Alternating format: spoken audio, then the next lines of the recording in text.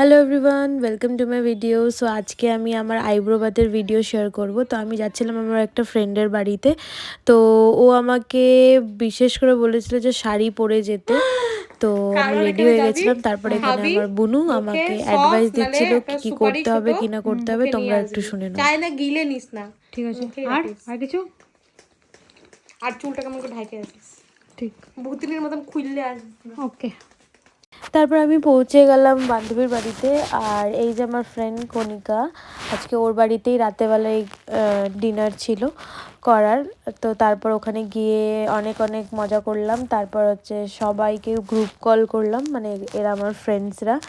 তো এই যে এখানে টুপায় বসে আছে, ও গেছিলো, ওরও ইনভাইট ছিল। তারপর হচ্ছে কণিকা হচ্ছে এক এক করে সব কিছু সাজিয়ে দিল, যেগুলো ও খাবার বানিয়েছিল। আর সব কিছু ও নিজের হাতেই করেছিল, মানে আন্টি হেল্প করেছিল। তো জামাইবাবু বলছে আমাকে, জামাইবাবু নতুন জামাইবাবু বলছে আমাকে রান্না করতে।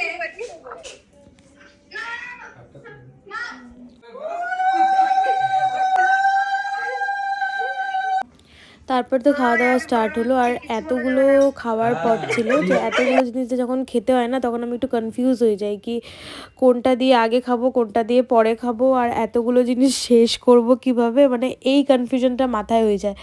তো তাও আমি সবগুলো খাওয়ার চেষ্টা করছি যতটুকুন আমার পেটে এঁটেছে। তো খাবারগুলো তো খুবই টেস্ট হয়েছিল, খুবই টেস্ট হয়েছিল। থ্যাংক ইউ কণিকা। তো তোমাদের ভিডিওটা কেমন লাগলো কমেন্টসে অবশ্যই জানাবে, আর যদি ভালো লাগে থাকে একটা লাইক করে দেবে। Thanks for watching.